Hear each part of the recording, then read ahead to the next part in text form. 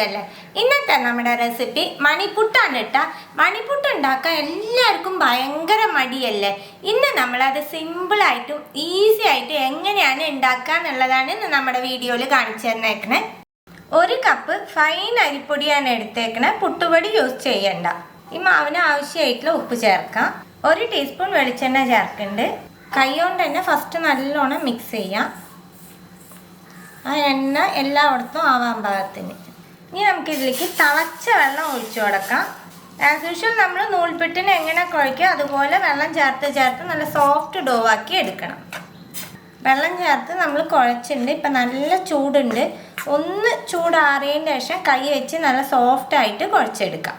കൈ വെച്ച് കുഴയ്ക്കാൻ പാകത്തിന് തണുത്തതിന് ശേഷം നല്ല സോഫ്റ്റായിട്ട് ഞാൻ കുഴച്ചെടുത്തിട്ടുണ്ട്. ഇനി നമുക്കിത് നൂൽപുട്ട് ഉണ്ടാക്കുന്ന അച്ചിലേക്ക് മാവ് വെച്ച് കൊടുക്കാം. സാധാരണ നമ്മൾ നൂൽപുട്ടിന് യൂസ് ചെയ്യുന്ന അച്ചല്ല കേട്ടോ ഉപയോഗിക്കുക.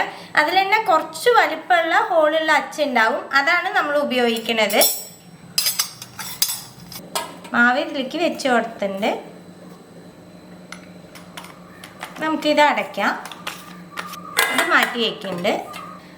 നമ്മുടെ ഒരു കട്ടിംഗ് ബോർഡ് എടുക്കുക. എന്നിട്ട് അതിൻ്റെ മുകളിൽ ബട്ടർ പേപ്പർ വെച്ച് കൊടുത്തിട്ടുണ്ട്. ബട്ടർ പേപ്പറിന് പകരം വാഴയില ആയാലും കുഴപ്പമൊന്നുമില്ല കേട്ടോ.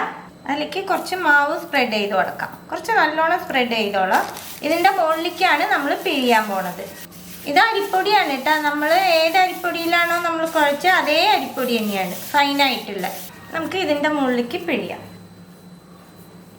ഇത് പിഴിഞ്ഞ് കുറച്ച് എത്തുമ്പോൾ നമ്മൾ എടുത്ത് വെച്ചേക്കണ അരിപ്പൊടി ഈ പിഴിഞ്ഞ ഭാഗത്തേക്ക് ഇങ്ങനെ സ്പ്രെഡ് ചെയ്ത് കൊടുക്കണം.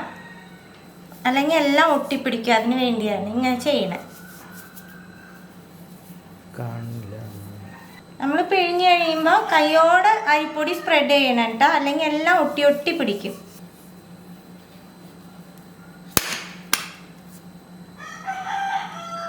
ഈ അരിപ്പൊടി നമ്മൾ എത്ര ഇടണോ അത്രയും നമ്മൾ അരിച്ചെടുക്കും കേട്ടോ. ഇതിലേക്ക് ഉണ്ടാവുമൊന്നുമില്ല. പുട്ട് ഉണ്ടാക്കുമ്പോൾ നമുക്കിതൊന്നും ഇങ്ങനെ കുടഞ്ഞ് പൊടിച്ചു കൊടുക്കാം. അരിപ്പൊടി ഇടുന്ന തന്നെ നമ്മൾ എടുത്ത് ഇങ്ങനെ ചെയ്യുമ്പോൾ തന്നെ മണിയായിട്ട് കിട്ടിക്കോളും. എത്ര സിമ്പിളായിട്ട് നമുക്ക് ഉണ്ടാക്കാൻ പറ്റി. ഇത് ഉണ്ടാക്കാൻ എല്ലാവർക്കും മടിയല്ലേ? അപ്പം നമുക്ക് ഇതുപോലെ സിമ്പിളായിട്ടൊക്കെ റെഡിയാക്കി എടുക്കാൻ പറ്റും കേട്ടോ. അപ്പം എല്ലാം നമ്മൾ റെഡിയാക്കി എടുത്തു. ഇനി ഇതൊന്ന് നമുക്ക് അരിച്ചെടുക്കാം. അരിപ്പയിലേക്ക് നമ്മൾ റെഡിയാക്കി വെച്ചേക്കണ മണിപ്പുട്ട് ഇട്ട് കൊടുക്കാം. ഇതൊന്ന് അരിച്ചെടുക്കാം.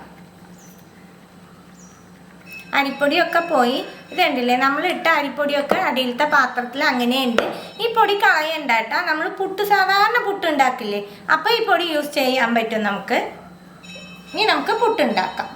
മണിപ്പുട്ടിൻ്റെ മിക്സ് ഞാൻ ഒരു ബട്ടർ പേപ്പറിലേക്ക് തന്നെ ഇടുന്നുണ്ട്. സാധാരണ ഇനി നമ്മൾ പുട്ട് ഉണ്ടാക്കുന്ന പോലെ ഫസ്റ്റ് നാളികേരം വെച്ച് കൊടുക്കാം. റെഡിയാക്കി വെച്ചേക്കണ മണിപ്പുട്ടിൻ്റെ മിക്സ് ഇടാം. ഈ നാളികേരം വെച്ച് കൊടുക്കുക.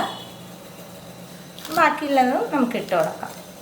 അപ്പം എല്ലാ മണിപ്പുട്ടിൻ്റെ മിക്സും ഞാൻ കുറ്റിയിൽ ഇട്ട് കൊടുത്തു. ഇനി ഇതിൻ്റെ മുകളിൽ നമുക്ക് നാളികേരം വയ്ക്കാം. ഇത് അടയ്ക്കാം.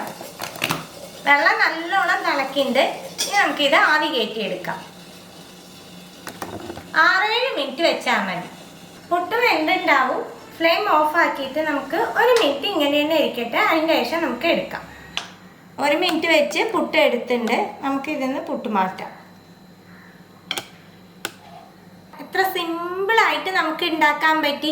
അപ്പം ഇനി മണിപ്പുട്ട് ഉണ്ടാക്കാൻ ആരും മടി കാണിക്കരുത്. നമുക്ക് പെട്ടെന്ന് തന്നെ ഉണ്ടാക്കാൻ പറ്റും. എല്ലാവരും ട്രൈ ചെയ്ത് നോക്കണേ. ഇതിന് ബെസ്റ്റ് കോമ്പിനേഷൻ എന്ന് പറയുന്നത് തേങ്ങാപ്പാലാണ്. നല്ല കട്ടിയിലുള്ള തേങ്ങാപ്പാലാണ്. ഇതും കൂട്ടി അങ്ങോട്ട് കഴിക്കുമ്പോൾ എന്തൊരു സ്വാദ് ഉണ്ടാവശ്യമുണ്ട. ട്രൈ ചെയ്ത് നിങ്ങളുടെ ഫീഡ്ബാക്കൊക്കെ അറിയിക്കുക. പുതിയ റെസിപ്പി ആയിട്ട് അടുത്ത വീഡിയോയിൽ കാണാം. See you. Bye.